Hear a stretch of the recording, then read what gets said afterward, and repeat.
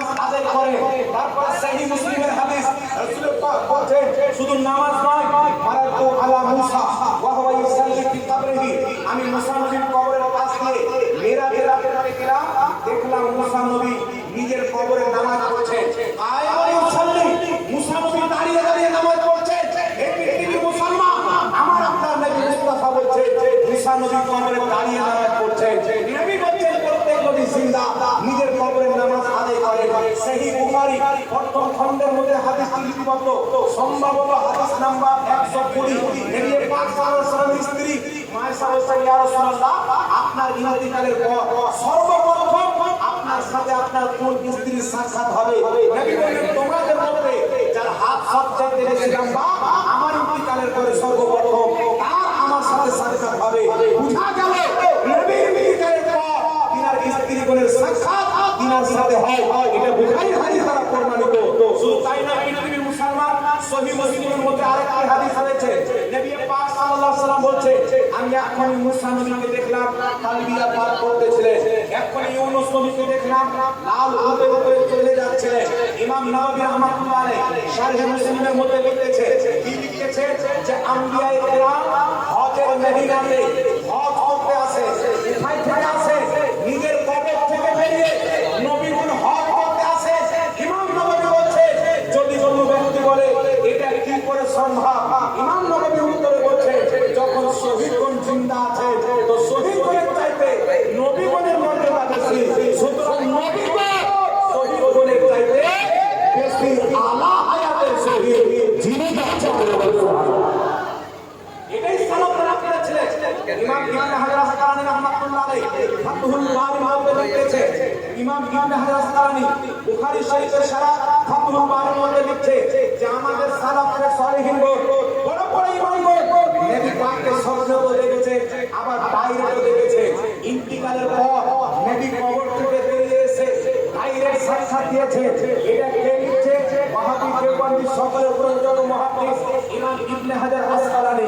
ইমাম আসকালানীও লিখেছে, ইমাম জালালউদ্দিন সিউতি রাহমাতুল্লাহ আলাইহি আল হাবিবুল ফাতাওয়াতে লিখেছে, নবী কবরে জিন্দা আছে, যেখানে ইচ্ছা যেতে পারে। এটা ইমাম মোল্লা আলী আলারি লিখেছে। এখন পৃথিবীর মুসলমান কুরআন এবং হাদিস দ্বারা নবীগণের হায়াত প্রমাণিত এবং মুহাদ্দিসদের বক্তব্য দ্বারা, তিনাদের বক্তব্য দ্বারা, তিনাদের ফতোয়া দ্বারা, তিনাদের কিতাব দ্বারা স্পষ্ট প্রমাণিত নবীগণ সহ শরীরে কবরে জিন্দা আছে, যেখানে ইচ্ছা যেতে পারে। তো জিন্দা নবী মৃত্যু দিবস পালন করা যাবে না, জিন্দা নবী আগমন দিবস পালন করা যাবে। যারা নবীকে মুর্দা মানে তারা মৃত্যু দিবস পালন করবে। আমরা তো নবীকে জিন্দা মানি। ইসমাইল দেহলভী আহলে হাদিসের ইমাম, দেওবন্দিদের ইমাম, দুই গ্রুপ করে আমাদের ইমাম। তিনি তাকবিয়াতুল ইমানের 50 পৃষ্ঠার মধ্যে লিখেছে, নবী মরে মাটির সাথে মিশে গেছে। তাদের তৈরি করা ধর্ম ওয়াহাবি মতবাদ, যে নাম তারা আংরেজদের কাছ থেকে নিয়েছে আহলে হাদিস। এই আহলে হাদিস ধর্মকে যারা মানবে তারা নবীকে মুর্দা বলবে। 12 রবিউল আউয়ালে তোমরা নবীকে মুর্দা মানো, তোমরা বহু বেটি নিয়ে বাড়িতে কান্না করো, আমরা নবীকে জিন্দা মানি। রাস্তা ঘাটে বেরিয়ে নবী পাকের নামে স্লোগান দিয়ে নবী আগমন আমরা তো নবীকে মুর্দা মানি না, ঠিক আছে? ইন্তিকাল করেছে, ইন্তিকাল তো সবাইকে করতে হবে, মওতের স্বাদ তো চাখতে হবে। তবে নবীগণ মওতের স্বাদ চাখার পরে কবরে পুরো আত্মা ফিরিয়ে দেওয়া হয়েছে সহশরীরে। জোরে বল, জিন্দা আছে না? জোরে বলে শুনুন। ইমাম জালালউদ্দিন সিউতি লিখছেন, নবীগণ কবরে জিন্দা আছে, যে হায়াতের হাকিকা, এটা হাকিকাতি হায়াতের সহিত জিন্দা আছে। যেমন দুনিয়াতে জিন্দা ছিলেন, নিজের কবরে তেমনই জিন্দা আছে। জোরে বলতে হবে। এবার তাহলে মাসলা ক্লিয়ার হয়ে গেল। আমরা নবীকে জিন্দা মানে তার জন্মদিনকে পালন করব। যারা মুর্দা মানে তারা যেন 12 রবিউল আউয়ালে কবরে নিয়ে কান্না করে না, কিন্তু এরা কান্নাও করবে না, এরা খুশি হবে। কেন নিয়ে গেলে? এদের সবচাইতে বড় ইমাম, যার নাম হচ্ছে ইবলিস, হিলিয়াতুল আউলিয়া, 950 বছর পূর্বে লেখা কিতাব। এই কিতাবের মধ্যে ইমাম আসবাহানি লিখছে, ইবলিস 4 জায়গাতে সবচাইতে বেশি কান্না করেছিল। তার মধ্যে একটি হচ্ছে যেই দিন নবী মুস্তাফা দুনিয়াতে আগমন করেছিলেন, ইবলিস চিৎকার করে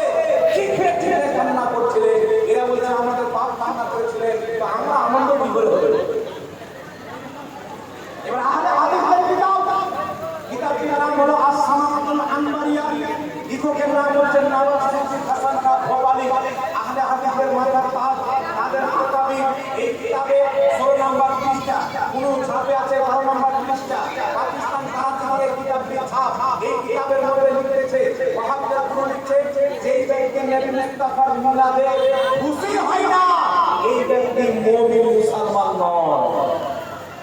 যে নবীর প্রেমে ও মুসলমান নয়, এটা আমাদের ফতোয়া নাই, তাদের ইমামের ফতোয়া। তো নিজের ফতোয়া সাথে নিজে এসে মুসলমান আছে কিনা বিচার তারা করবে, আমরা বলবো কাফির বলতাছি না। এবার আর কারা করা ছিল পৃথিবীর মুসলমান? নবী পাক সাল্লাল্লাহু আলাইহি ওয়াসাল্লাম প্রত্যেক সোমবার ঈদের জন্মদিন উপলক্ষে রোজা রাখতেন। সকাল থেকে সন্ধ্যা না খেয়ে থাকাকে রোজা রাখা বলা হয়। আর আপনারা 12 রবিউল আউয়ালে নবীর জন্মদিন পালন করার নামে বিরিয়ানি খাচ্ছেন, পোলাও খাচ্ছেন, বিক্রি খাচ্ছেন আর বড় বড় জলসা করছে। এইগুলো কোথায় আছে? আপনি রোজা রাখেন? প্রশ্ন আছে না? জেনে বলেন। প্রশ্ন আছে না? কিয়ামতের মধ্যে একটা লোক আছে যার নাম হয় দাজ্জাল। আর একটা চোখ থাকবে, আরেকটা চোখ থাকবে না। তো কিছু মৌলবীয় দাজ্জাল আছে, এক দিক পড়ে আর এক দিক পড়ে না। এবার আমি আপনাদের সম্মুখে একটি হাদিস শোনাতে চাই। নবী পাক রোজা রেখেছেন জন্মদিনকে কেন্দ্র করে। এটা ক্লিয়ার হলো তো? এটা হচ্ছে সহিহ মুসলিমের মধ্যে হাদিস। আরেকটা হাদিস আপনাকে শোনাই। এই হাদিসটা এই জন্য শুনে দিতে চাই যে হাদিসের নাম্বারটাও দিয়ে দিই, আমি দেখতে তারাও হচ্ছে আল্লাহ হেদায়েত আমি বছর তারাও বলবো। কিতাবের নাম হচ্ছে মুআজামুল কাবির তাবরানী।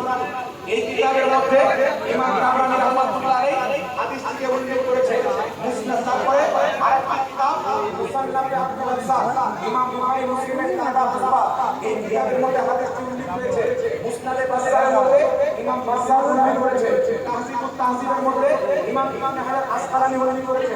তারপরে মাজমাউজ যাওয়াইদের মধ্যে ইমাম হাইসামি হাদিস নাম্বার 14393 মাজমাউজ যাওয়াইদ হাদিস নাম্বার